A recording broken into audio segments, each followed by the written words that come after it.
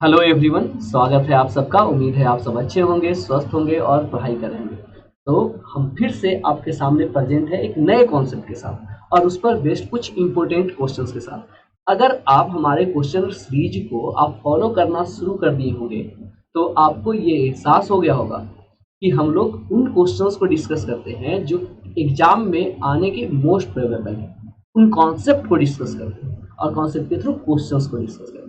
तो अगर आप इसे फॉलो कर रहे हैं तो आपके एग्जाम का प्रिपरेशन बहुत अच्छे से हो सकता है। चाहे आप एयरफोर्स की तैयारी कर रहे हैं या आप नेवी की कर रहे हैं या फिर आप जेई की और नीट की कर रहे हैं। ठीक, कुछ मिसलेनियस क्वेश्चन जो आपको दो तीन कॉन्सेप्ट के मिक्सचर से बनता है, वो सारे क्वेश्चंस जेई और नीट में आते हैं। उनके लिए हम अलग से, जब हम उस चैप्टर के इलेक्ट्रोस्टैटिक जैसे अभी चल रहा है, इस चैप्टर का जब सारा कॉन्सेप्ट और उस पर बेस्ड क्वेश्चंस क्लियर हो जाएगा तो हम मिसलेनियस क्वेश्चंस बनाएंगे जहां पर आप क्या कर पाओगे, उस लेवल की तैयारी भी कर पाओगे। लेकिन तब तक आपको ये सीरीज को क्या करना चाहिए, मस्ट फॉलो करना चाहिए, है ना। तो चलिए हम शुरू करते हैं। आज हम लोग फिर एक कॉन्सेप्ट के साथ प्रेजेंट है। इस कॉन्सेप्ट में हम क्या देखने वाले हैं, क्वेश्चन से। ठीक, तो हम क्वेश्चन के थ्रू क्या करेंगे, कॉन्सेप्ट को डिस्कस करेंगे। तो हमारे सामने एक क्वेश्चन है, पहले हम क्वेश्चन को पढ़ते हैं। क्वेश्चन कह रहा है the electric potential V at any point in a space is given at V is equal to 4x square। तो आपको स्पेस में किसी पॉइंट का पोटेंशियल दिया हुआ है और आपसे क्या पूछा जा रहा है, इलेक्ट्रिक फील्ड इंटेंसिटी पूछा जा रहा है। पोटेंशियल दिया हुआ है, इलेक्ट्रिक फील्ड इंटेंसिटी पूछा गया है ना। यानी कहने का मतलब है कि पोटेंशियल और इलेक्ट्रिक फील्ड इंटेंसिटी के बीच क्या रिलेशन है, अगर आपको पता है तो आपको एक चीज दिया रहा है दूसरा निकाल सकते हैं, दूसरा दिया हुआ है पहला निकाल सकते हैं। तो बहुत आसानी से कर सकते हैं। यानी इसमें जो कॉन्सेप्ट है उस कॉन्सेप्ट को अगर आप बढ़िया समझे, उसको पता है तो आप बना सकते हैं। तो चलिए हम लोग थोड़ा सा कॉन्सेप्ट देख लेते हैं। कॉन्सेप्ट हमारा क्या है बाबू, कॉन्सेप्ट हमारा है relation between electric potential that is V and electric field intensity या फिर इलेक्ट्रिक फील्ड E, है ना। ये आपको पता है V जो है वो स्केलर क्वांटिटी है ना, और E जो है वो क्या है, वेक्टर क्वांटिटी है।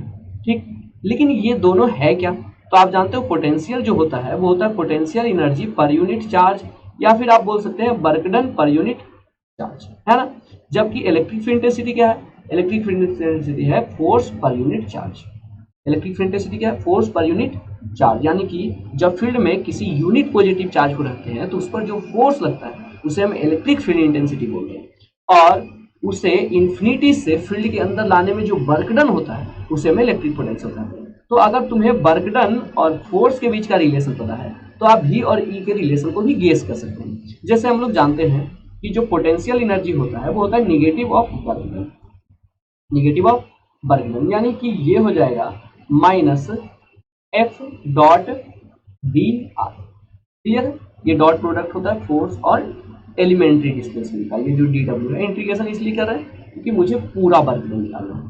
तो अगर हमें क्या निकालना है बाबू, पोटेंशियल यानी V निकालना है, तो ये हमारा V बन जाएगा जब हम 4 से डिवाइड करेंगे, और इसको जब हम 4 से डिवाइड करेंगे तो ये हमारा बन जाएगा E, हो जाएगा E डॉट बी आर, है ना। तो ये हो गया हमारा रिलेशन किसमें छोड़ो, ये हमारा रिलेशन हो गया V और E के बीच में। ठीक, इसे हम दूसरे तरीका से भी लिख सकते हैं। ये तो अगर E पता है तो हम लोग V निकाल सकते हैं इंटीग्रेट करके, लेकिन अगर मुझे V पता है तो E कैसे निकालेंगे, तो बाबू जस्ट हमें डिफ्रेंशिएट करना पड़ेगा इंटीग्रेशन के जस्ट अपोजिट। ठीक, तो ये हो जाएगा dV बाई डी आर। नहीं कर सकते क्योंकि बाबू वेक्टर का डिवीजन नहीं होता। ठीक, तो हमें क्या करना होगा, इसे बारी बारी से करना होगा। यानी पहले x के साथ करेंगे तो हमारे पास i आएगा, फिर हम y के साथ डिफ्रेंशिएट करेंगे तो मुझे इसका y कंपोनेंट मिलेगा, और फिर जब हम z के साथ इसे डिफ्रेंशिएट करेंगे ठीक v को, तो मुझे k मिलेगा। तो मुझे x component, y component and z component तीनों इलेक्ट्रिक फील्ड इंटेंसिटी का मिल जाएगा, और इस तरह से हमारा इलेक्ट्रिक फील्ड इंटेंसिटी कैलकुलेट हो जाएगा। और जब हमको इलेक्ट्रिक फील्ड इंटेंसिटी निकालना है तो V से, और जब मुझे V निकालना है E से, तो हम ये वाला कॉन्सेप्ट यूज करेंगे। तो चलिए, मुझे लगता है कि आप इस कॉन्सेप्ट को क्लास में भी पढ़े होंगे और यहाँ पर एक शॉर्ट रिकैप तो हो ही गया। अब हम लोग क्वेश्चंस पे आते हैं, हम आपका टाइम बर्बाद नहीं करेंगे, है ना। चलिए, तो बाबू क्वेश्चन में दिया हुआ है कि जो V है वो है 4x स्क्वायर, यानी कहने का मतलब ये वेरी कर रहा है किसमें, एक्स एक्सिस में, वेरीज इन एक्स डायरेक्शन। इसका मतलब है कि ये बाई में वेरी नहीं कर रहा है, तो इसका डीवी बाई डी वाई क्या हो जाएगा, जीरो हो जाएगा। ठीक, क्योंकि बाई में वेरी नहीं कर रहा है तो डीवी बाई डी वाई क्या हो जाएगा, जीरो। उसी तरह से डीवी बाई डी जेड भी क्या हो जाएगा, जीरो। यानी इलेक्ट्रिक फील्ड इंटेंसिटी का ना तो बाई कंपोनेंट होगा ना तो जेड कंपोनेंट होगा। तो इलेक्ट्रिक फील्ड इंटेंसिटी का सिर्फ कौन सा कंपोनेंट आएगा, एक्स कंपोनेंट। और वो हम कैसे निकालेंगे, वो हम लोग निकालेंगे minus D V by D X, है ना। और ये आ जाएगा माइनस बी, और ये v का वैल्यू जो दिया हुआ है that is 4x² by D x. और आपको पता है डिफरेंशिएशन कैसे करते हैं, ये जो कांस्टेंट होता है फंक्शन के साथ वो बाहर आ जाता है ना, तो ये 4 बाहर आ जाएगा, तो दैट इज -4 एंड x² का डिफरेंशिएशन इज 2x, है ना। ये हम लोग डायरेक्ट भी लिख सकते थे, लेकिन मैं चाहता हूँ कि आप लोग पूरा बेसिक को फॉलो करिए। ठीक, आप स्टेप अपने आप फिर धीरे धीरे कम करने लगेंगे। तो ये हो गया -8x, है ना। ये electric field intensity along x की बात है। अब हम देखेंगे कि x का वैल्यू क्या है जिस पॉइंट पर आपको इलेक्ट्रिक फील्ड इंटेंसिटी पूछ रहा है। तो जिस पॉइंट पर इलेक्ट्रिक फील्ड इंटेंसिटी पूछ रहा है उसका x दिया हुआ है, उसका y भी दिया हुआ है और उसका z भी दिया हुआ है। तो बाबू मुझे तो x से मतलब है, क्योंकि y और z में तो इलेक्ट्रिक फील्ड इंटेंसिटी होता ही नहीं है इस इक्वेशन के केस में, क्योंकि इधर y में वेरी ही नहीं कर रहा है, तो x में। और x का वैल्यू कितना दिया हुआ है, 1 दिया हुआ है। तो अगर हम ex की बात करें जिस पॉइंट पर फाइंड करने बोला है, तो हो जाएगा -8 इंटू 1 दैट इज -8। तो बाबू माइनस साइन क्या बता रहा है, निगेटिव x। ठीक, तो 8 along negative x direction, 8 along negative x direction is the answer, है ना। ये आपको हो सकता है नहीं दिख रहा होगा, हम थोड़ा सा इसको साइड में कर देते हैं। तो बाबू x का वैल्यू आपको कितना रखना है, x का वैल्यू आपको रखना है 1, क्योंकि यहाँ क्वेश्चन में आपको 1 गिवन है। तो जो ex आ जाएगा वो कितना आ जाएगा, -8, और इंटू एक्स का वैल्यू 1 रखेंगे तो ex आ गया हमारा -8 यूनिट। यहाँ पर 8 मैग्नीट्यूड है और 1 माइनस जो बता रहा है वो निगेटिव एक्स बता रहा है, तो हमारा करेक्ट आंसर कौन सा हो गया, ए हो गया। चलिए गुड। तो हम लोग क्या है ना कि इस कॉन्सेप्ट पर बेस्ड इस क्वेश्चन को तो ठीक सीख लिए, अब जस्ट इसका उल्टा की बात करते हैं।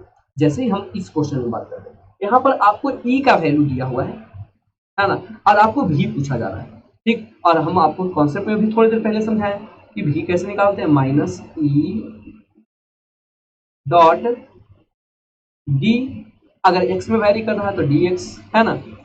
लेकिन हम चलिए यहाँ r लिख देते हैं। ठीक, अब इसको थोड़ा सा हम एलोबरेट करके बता देते हैं कि देखो e का x कंपोनेंट भी हो सकता है, y कंपोनेंट भी हो सकता है, z कंपोनेंट भी हो सकता है। तो उस केस में कैसे लिखेंगे, उस केस में हम लोग लिखेंगे ex dx, e का x d का और x के साथ इंटीग्रेट करेंगे।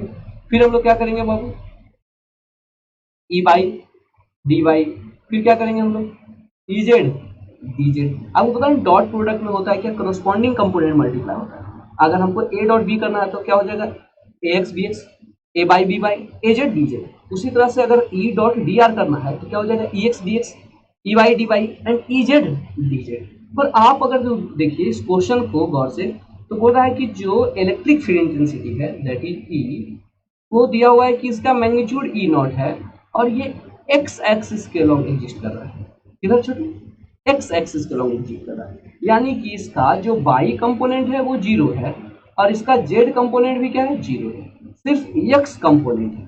तो कहने का मतलब ये वाला जो पूरा पार्ट है हमारा वो तो खत्म हो गया, इधर हमको काम करने की जरूरत पड़ा ही नहीं। ठीक, लेकिन जरूरी नहीं कि हर बार नहीं पड़ेगा, कभी कभी पढ़ भी सकता है, क्वेश्चन में दिया भी रह सकता है, जैसे हम आगे देखेंगे। अभी हमारा क्या है, सिर्फ x में वैल्यू कर रहा है, तो हम लोग यहाँ पर लिखेंगे v बराबर माइनस ई नॉट और इंटू डी एक्स, है ना।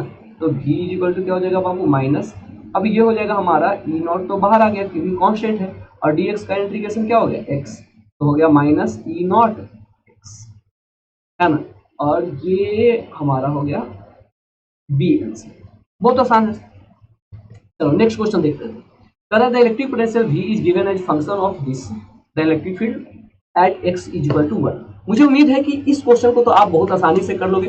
तो बाबू आप क्या करिए, इसे पॉज करिए अभी यहीं पर और क्या करिए, इस क्वेश्चन को अटेम्प्ट करके देखिए। ठीक, अगर आप कर लेते हैं तो फिर वापस आएंगे। चलिए मुझे उम्मीद है कि अब आप लोग वापस आ गए होंगे और आपने अटेम्प्ट किया होगा, आपका आंसर भी आ गया होगा, तो कमेंट में बता सकते हैं। ठीक, नहीं तो चलते हैं हम लोग शुरू करते हैं।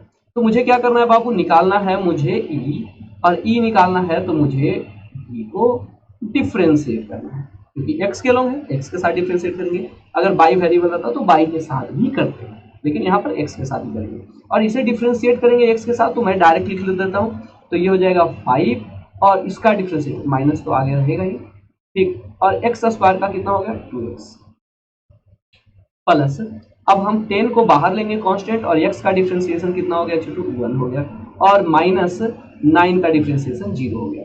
यानी कहने का मतलब जो e का इक्वेशन मेरे पास आया है वो कुछ ये आया है, माइनस 10x माइनस 10, ये 10x माइनस 10x, ये 10x हो गया और ये 10 हो गया, निगेटिव आ गया था। अब देखिए क्या है कि आपको बोला है at x is equal to 1 पर, तो e बराबर कितना हो जाएगा, तो माइनस 10 इंटू 1 माइनस 10, यानी e इज इक्वल टू हो जाएगा माइनस 20। तो बाबू अगर मैग्नीट्यूड की बात कर रहा है the value is 20 volt per meter and the direction is along negative x। किस डायरेक्शन में होगा, निगेटिव x में होगा, और वैल्यू कितना होगा 20 वोल्ट पर मीटर। तो हमारा करेक्ट आंसर इज, चलिए नेक्स्ट क्वेश्चन देखते हैं। नेक्स्ट क्वेश्चन कर रहा है electric potential at a point. Good, इस क्वेश्चन में आप गौर से देखिए कि आपको देखिए v को, तो वो x के साथ भी वेरी कर रहा है, वो y के साथ भी वेरी कर रहा है, और वो z के साथ भी क्या कर रहा है, वेरी कर रहा है। तो जब आपको इलेक्ट्रिक फील्ड डेंसिटी निकालना होगा तो उससे x कंपोनेंट भी निकालना होगा, उसका y कंपोनेंट भी निकालना होगा, और उसका z कंपोनेंट भी निकालना होगा। तो चलिए कैसे शुरू करेंगे। तो मुझे अगर x कंपोनेंट निकालना है तो हम v को x के साथ डिफरेंशिएट करेंगे, है ना। यानी कहने का मतलब है कि ये जो माइनस 5x है उसे हम x के साथ डिफरेंशिएट कर देंगे, क्योंकि ये सारे पार्ट तो x के साथ डिफरेंशिएट होकर 0 हो जाएगा, ये तो वेरी कर रहा है ना x के साथ, ठीक। और यहाँ से हमारा ex आ गया, वो आ गया माइनस 5, दैट इज ex, है ना। उसी तरह से मुझे अगर ey निकालना है तो मुझे v के इस y जो आपके साथ वेरिएबल वाला है उसको डिफरेंशिएट करेंगे, that is 3y by dy, और ये हम करेंगे तो आ गया 3, है ना। और अगर हम बात करें ई का जेड का, तो ये हो जाएगा कितना, रूट 15z बाई dz, और ये आ जाएगा रूट 15 और dz बाई dz 1। तो मुझे x कंपोनेंट भी निकल गया, मुझे y कंपोनेंट भी निकल गया, z कंपोनेंट भी, यानी e जो हो गया वो हो गया minus 5i plus 3j plus root 15a। पर मुझे क्या पूछा है, मुझे पूछा है मैग्नीट्यूड, ठीक। तो इसका मैग्नीट्यूड कैसे निकालेंगे, तो आपको पता है कि हम लोग क्रॉसपॉन्डिंग कंपोनेंट जो है x कंपोनेंट है उसका स्क्वायर करेंगे, y कंपोनेंट का स्क्वायर करेंगे, z कंपोनेंट का स्क्वायर करेंगे, सबका सम करेंगे, रूट करेंगे, यानी x का स्क्वायर प्लस y का स्क्वायर प्लस z के स्क्वायर का रूट। ये मैग्नीट्यूड निकालने का किसी भी वेक्टर का स्टैंडर्ड तरीका है अगर वो कंपोनेंट फॉर्म में है तो अगर हम -5 का स्क्वायर करेंगे तो 25 हो जाएगा, 3 का स्क्वायर करेंगे तो 9 हो जाएगा, और रूट 15 का स्क्वायर करेंगे तो 15 हो जाएगा, और ये हो जाएगा हमारा 69, यानी 7 यूनिट। तो मैग्नीट्यूड कितना आया, 7 unit. Correct answer is D. Next question है हमारे सामने फिर एक बार है, ठीक। The electric potential at a point x by in the x by plane is given as v बराबर minus K x by the electric field intensity at a पॉइंट r from the origin varies as, ठीक। यानी आपको पूरी value नहीं पूछ रहा है, आपको पूछ रहा है कि r के साथ वो कैसे डिपेंड कर रहा है, यानी r के डायरेक्टली प्रोपोर्शनल है, r के इनवर्सली प्रोपोर्शनल है, या r स्क्वायर के डायरेक्टली प्रोपोर्शनल है, या r स्क्वायर के इनवर्सली प्रोपोर्शनल है। यानी कहने का मतलब है कि अगर आप इलेक्ट्रिक फील्ड इंटेंसिटी का इक्वेशन निकाल लो तो आप आसानी से इसका आंसर बता सकते हो। तो चलो पॉज करो और अटेम्प्ट करो, ठीक। चलिए, तो मुझे लगता है कि आपने जरूर अटेम्प्ट किया होगा और इसका कुछ आंसर भी आप लाए होंगे। हम देखते हैं कि वो आंसर आपका सही है या गलत है। तो चलिए, तो हमें v दिया हुआ है और मुझे e निकालना है, और आपको पता है कैसे निकाला जाता है e। तो e का x कंपोनेंट निकालने के लिए हमें v को x के साथ डिफरेंशिएट करना होगा, ठीक। तो मैं करूंगा, तो यहाँ पर हो गया हमारा, यहाँ पर आगे माइनस रहना जरूरी है, ठीक। तो d और v जो है वो हमको दिया हुआ है के एक्स बाई और बटा dx। अगर x के डायरेक्शन में देखें तो k और y जो है वो कांस्टेंट हो गया, तो यानी कहने का मतलब के बाई बाहर आ जाएगा और माइनस माइनस तो प्लस हो जाएगा, तो जाएगा के बाई और into d x by D x, और d x by D x तो कैंसिल आउट हो गया, यानी ई एक्स हमारा कितना आ गया बाबू, के बाई, है ना। इसी तरह से अगर मुझे ई वाई निकालना है तो मुझे माइनस डी वी वाई क्या करना होगा, डी वाई करना होगा, यानी मुझे करना होगा डी माइनस, आगे माइनस लीजिएगा, ठीक, K X by upon D Y. और इस केस में क्या होगा कि हमारा के कांस्टेंट है, माइनस तो माइनस माइनस तो प्लस हो जाएगा, ये देखिए माइनस और ये माइनस, जैसे हम लोग पूरे ऊपर में किए थे, तो ये हो गया के और एक्स भी कांस्टेंट और d by by d Y, और d by by d y cancel out होकर 1 हो गया, यानी ये हो गया के एक्स, ठीक। तो हमारे पास क्या निकला, ई एक्स निकला, ई वाई, और ई वाई निकला क्या, ई एक्स। देखिए यहाँ गौर से, तो इलेक्ट्रिक फील्ड डेंसिटी का एक्स कंपोनेंट और वाई कंपोनेंट निकल गया। तो अगर हमें ई लिखना है तो कैसे लिखेंगे, हम लोग लिखेंगे ई एक्स के साथ आई और ई वाई के साथ जे, यानी कहने का मतलब हो गया के बाई आई और के बाई जे, ये हो गया ई। अब आप अगर ई के मैग्नीट्यूड की बात करोगे तो कैसे होगा, तो रूट अंडर, है ना, इसका स्क्वायर प्लस इसका स्क्वायर, यानी के बाई का स्क्वायर और प्लस, सॉरी ये एक्स है, और के एक्स का स्क्वायर। यहाँ से हमारा के जो है वो बाहर आ जाएगा, क्योंकि जब हम के स्क्वायर और के स्क्वायर को कॉमन करेंगे तो वो बाहर आके के हो जाएगा, और ये हो जाएगा हमारा X square plus Y square, ठीक। ये ई के बारे में। अब देखिए यहाँ पर हम इसको छोड़ते हैं, ये ई के मैग्नीट्यूड को, लेकिन इससे पहले थोड़ा सा हम आर के बारे में बात करते हैं। तो अगर हम एक्स वाई प्लेन में बात करें किसी पॉइंट के डिस्टेंस को आर को, तो बाबू ये इसका एक्स कंपोनेंट हो गया, ये इसका वाई कंपोनेंट हो गया। तो जब हम आर के मैग्नीट्यूड की बात करेंगे, यहाँ लिख लेते हैं, तो वो हो जाएगा क्या, root under x square plus Y square, यानी ये X square plus Y square जो है वो क्या है, आर का मैग्नीट्यूड है। X square plus Y square का जो ये रूट है वो आर का मैग्नीट्यूड है, यानी ई जो हो गया वो क्या हो गया, के आर, ई जो हो गया वो के आर। तो यहाँ से देखिए तो के कांस्टेंट है, यानी E directly proportional to R, तो हमारा आंसर कौन सा हो गया, बी हो गया। तो हम लोग क्या किए, पहले हम लोग इलेक्ट्रिक फील्ड इंटेंसिटी निकाले, यानी एक्स में निकाले, वाई में भी निकाले, उसके बाद ई का मैग्नीट्यूड निकाले। मैग्नीट्यूड से एक इक्वेशन आया जिसमें था root under x square plus Y square, पर मुझे बोला एक्स के साथ और वाई के साथ नहीं, मुझे बोला आर के साथ। तो हम बोले कि चलो क्या करते हैं, एक्स वाई प्लेन में एक पॉइंट लेते हैं जिसका डिस्टेंस ओरिजिन से आर हो। तो हम एक पॉइंट लिए, ओरिजिन से डिस्टेंस आर था, तो उसका एक कंपोनेंट एक्स हो जाएगा, एक कंपोनेंट वाई हो जाएगा, तो आर का मैग्नीट्यूड हो जाएगा root under x square plus Y square, यानी root under x square plus Y square को हम आर मान सकते हैं। तो ई बराबर हो गया के आर, और आपको पता है कि अगर के कांस्टेंट है तो ई डायरेक्टली प्रोपोर्शनल आर। तो नेक्स्ट पर हम लोग बढ़ते हैं, और ये हमारा लास्ट क्वेश्चन होने वाला है, ठीक। बहुत आसान क्वेश्चन है, मुझे उम्मीद है कि आप इस क्वेश्चन को सॉल्व करोगे, ठीक। तो चलिए देख लेते। तो ये क्या हो जाएगा, हमें अगर ई निकालना है तो हमें ई का एक्स कंपोनेंट निकालना है, तो मुझे क्या करना होगा, डिफरेंशिएट करना होगा एक्स के साथ। तो हम पूरे को डिफरेंशिएट करते हैं एक्स के साथ। चलिए शुरू करते हैं शुरू से। इसे हम अगर डिफरेंशिएट करेंगे एक्स के साथ तो ये 6 आ जाएगा।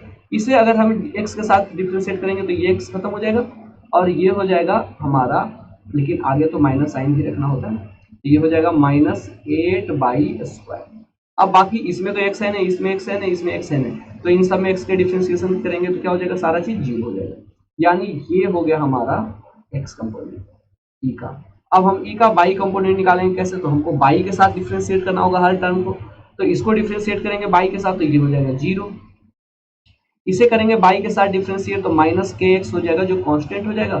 सॉरी आगे माइनस रखना, मैं बार बार भूल जाता हूँ, आप मत भूलिएगा, ठीक, क्योंकि ई इक्वल टू होता है -dv क्या dx, ये माइनस आगे रहना ही चाहिए, ठीक। तो यहाँ पर हम माइनस एक बार ले लिए फिर से, ठीक है।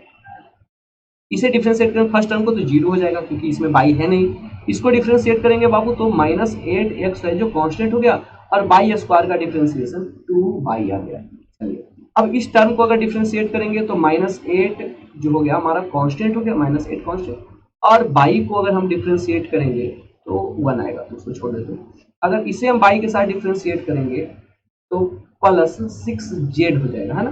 बाई के साथ डिफरेंशिएट यहाँ बाई तो खत्म हो जाएगा और 6z रह जाएगा और इसमें कुछ नहीं, ठीक 0। तो ये हमारा हो गया बाई कंपोनेंट। उसी तरह से ई का अगर हम जेड कंपोनेंट की बात करेंगे तो कैसे निकालेंगे, तो बाबू इसको अगर डिफ्रेंशिएट करेंगे जेड में तो एक्स जेड है नहीं तो जीरो हो जाएगा। अगर सेकेंड टर्म को करेंगे तो उसमें भी जेड नहीं तो जीरो हो जाएगा। थर्ड टर्म में भी नहीं है जेड तो जीरो हो जाएगा। फोर्थ टर्म में है, इस टर्म में जेड है, तो अगर जेड डिफ्रेंशिएट करेंगे तो ये 6 कांस्टेंट हो जाएगा। तो ये 6 हमारा आगे आ गया। और यहाँ पर अगर मैं करूँगा तो -4 तो हो गया कांस्टेंट और जेड स्क्वायर का हो गया 2z, है ना। और इन सब के आगे हमें लगाना होगा माइनस। ठीक, तो हमारा x कंपोनेंट निकल गया, y कंपोनेंट निकल गया, z कंपोनेंट निकल गया। अब बोल रहा है ओरिजिन पर।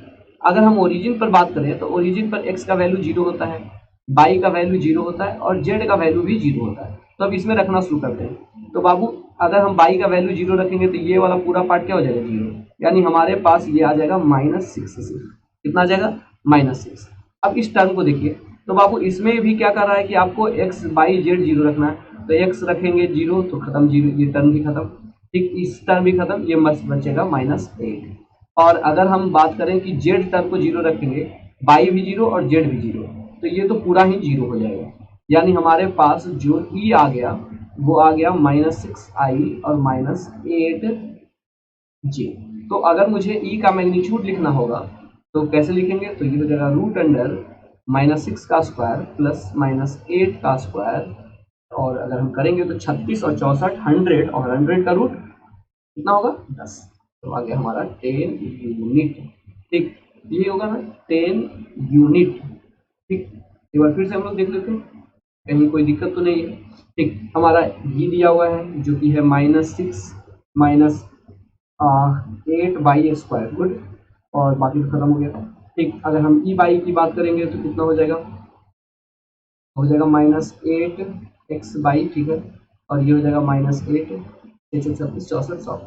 यानी कहने सॉरी ये इलेक्ट्रिक फील्ड इंटेंसिटी निकला है ना, जो कि है 10 यूनिट। मुझे निकालना है इलेक्ट्रिक फोर्स, और फोर्स कैसे निकालता है, तो हम लोग जानते हैं कि F जो हो जाएगा वो हो जाएगा QE। F is QE। तो F का वैल्यू क्या हो जाएगा, Q का वैल्यू कितना दिया हुआ है 2 कूलम, और E का कितना आया है 10 यूनिट आया है। तो F जो हो जाएगा दैट इज 20 न्यूटन फोर्स। यानी हम लोग क्वेश्चंस को करना सीखे, हम लोग डिफरेंट टाइप के क्वेश्चंस भी देखें और हम लोग उस क्वेश्चन से रिलेटेड जो कॉन्सेप्ट है उसकी बारीकी को भी समझे क्वेश्चन के थ्रू कि कहाँ पर क्वेश्चन चेंज कर सकता है और उस केस में हमें क्या करना होगा। ठीक, तो चलिए, आप लोग अगर यहाँ तक वीडियो देखे हैं तो आप सबको धन्यवाद। अगर सब्सक्राइब नहीं किए हैं तो प्लीज़ कर लीजिएगा। ठीक, हम आपके लिए जितना बेहतर हो सकता है उतना बेहतर करने की कोशिश कर रहे हैं। हम आपके लिए लगातार वीडियोज बना रहे हैं। हम चाहते हैं कि आप एग्ज़ाम में बहुत अच्छा परफॉर्म करें, आप फिजिक्स को बहुत अच्छे से सीखें। तो आपका सपोर्ट हम चाहेंगे कि आप हमें कुछ सजेशन देना चाहते हैं तो वो दीजिए कि आपको किस टाइप का वीडियो अच्छा लगता है, आप किस टाइप के वीडियो का एक्सपेक्टेशन हमसे करते हैं। अगर आप कॉन्सेप्ट वीडियो ज़्यादा से ज़्यादा चाहते हैं तो हम कॉन्सेप्ट वीडियोज भी आपको प्रोवाइड करेंगे। क्वेश्चंस भी चाहते हैं तो वो भी हम करेंगे। बस बने रहिए। चलिए, bye, have a nice day.